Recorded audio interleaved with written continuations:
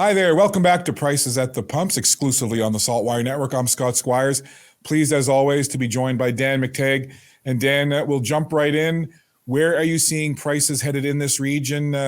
Last week was pretty good. We had a big drop, as you predicted, and that's great when you're going to the gas station to put gas or diesel in your vehicle. It's great for home heating oil. But what's happening this week? What can we expect over the next couple of days? A bit of a mixed message, Scott, and I think we're looking at really two very different forms of energy. I think gasoline is going to go up about 3.5 cents a liter. So that's the bad news. We are seeing this in other parts of the North America, where futures markets last week, in fact, did rally. And diesel, which has a long way to drop, we're seeing it everywhere, could drop as much as 8, 9, or even 10 cents a liter. So if you're using diesel, it's good news. If you're using gasoline, maybe a good time. We talked about this last week, that last week would probably be the end of the line as far as cheaper prices are concerned, relatively speaking. And I think we're almost there. Driving prices down a little bit or keeping them there has much more to do with nervous Nellies who are day traders, really not involved in the actual physical delivery of oil and gas. And those who think that, the U.S. move, the U.S. Fed, the Federal Reserve, the Bank of Canada, looking at good economic news and turning that into a reason for higher interest rates to cool down the economy. Those are all important, but they continue to underscore the fundamental reality that we're not producing enough energy in the way we did.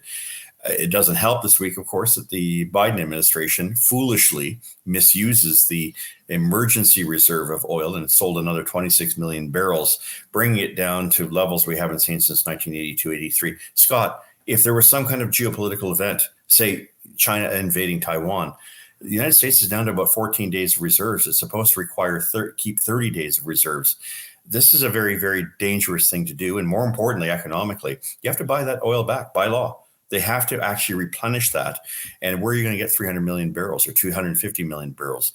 The only way you're going to do it is by going back to the market, purchasing this, driving up the price of oil, which is why May, June, and July, watch out. Oil will hit 100, maybe even $110 a barrel because of the foolishness and short-sightedness, political as it was, of the Biden administration and others who used up the reserves.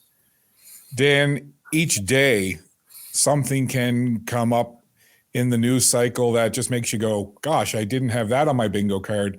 You mentioned that there's nothing major geopolitically happening now that hasn't been happening for a few weeks, few months.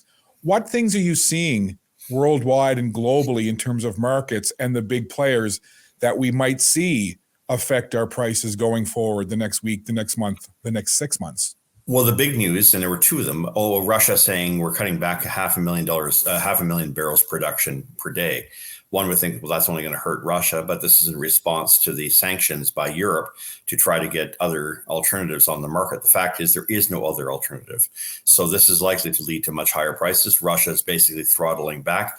And of course, the one that everyone seemed to have missed, OPEC's leadership came out and said, listen, we're going to raise prices for our best customers in Asia. We think that there's a shortage. We think that the world can accept these higher prices, but we want to really continue to emphasize, as they have done, that the world has critically, significantly short of what it needs to meet the global demand. And that global demand is there. Energy traders and money managers and these folks that, invest money, or financialization, if you will, of oil positions are actually looking at a very weird scenario where they could, in fact, be driving down the price of energy, causing more demand, and as a result, making a bad situation that much worse. Years of underinvestment in the oil and gas sector, especially on the oil side, is likely to come back and really pinch us. And that's geopolitically speaking, OPEC gets it. Unfortunately, Russia gets it. But apparently Canadian traders, American traders don't. Something I'll ask you as well as we get close to the point of wrapping up with you today.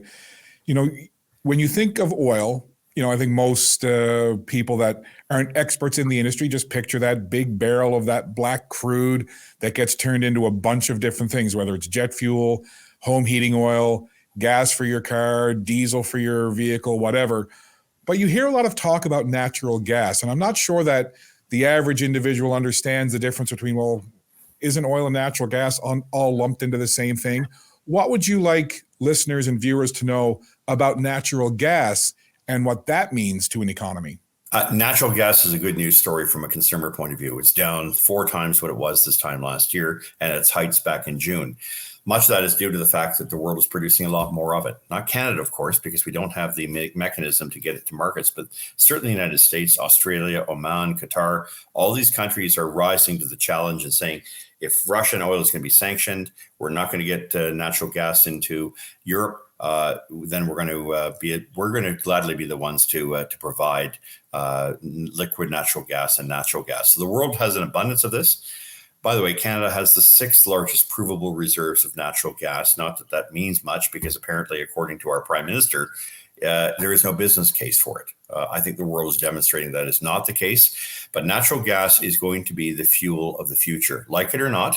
It's not because it's not going to be windmills. It's not going to be solar panels. Those are wonderful little notions that have been around for a long time. In the case of windmills producing electricity, 1887.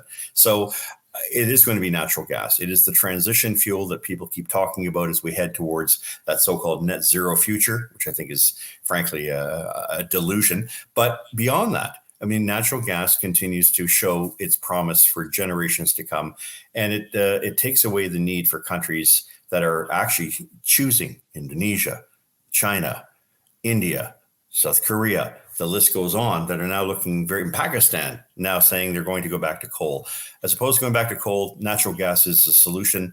The question is, why didn't Canada step up to the plate? I think a new leadership in this country will probably move in a different direction, get some more pipelines built, get those things out there. And of course, here in Nova Scotia, we had Sable Island natural gas. Why are we importing natural gas to the United States when we have it here in our own backyard? Bottom line, we have a country full of resources. We can get those resources to market and put Canadians back to work and maybe pay down some of that big national and provincial debt we've been incurring for the past little while. I know that you certainly focus on what happens within the market, supply and demand, where prices are going and things of that nature.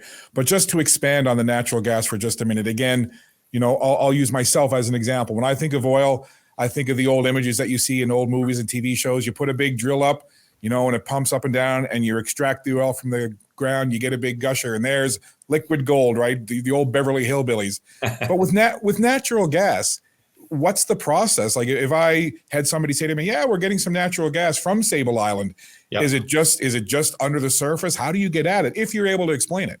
Yeah, it's broken up. It comes out of the rocks. It's released in large reservoirs underground, whether it's Sable Island, whether that be Athabasca or places across Canada.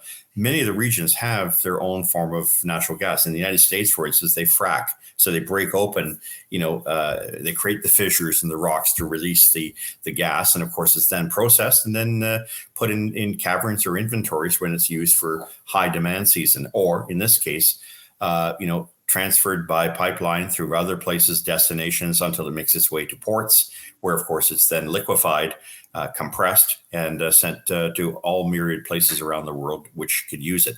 And so, for all of us, we sit under a nation which has plenty of natural gas, a lot more than we could possibly use, perhaps as much as 500 to 1,000 years. If Canada were the only supplier in the world, 200 years.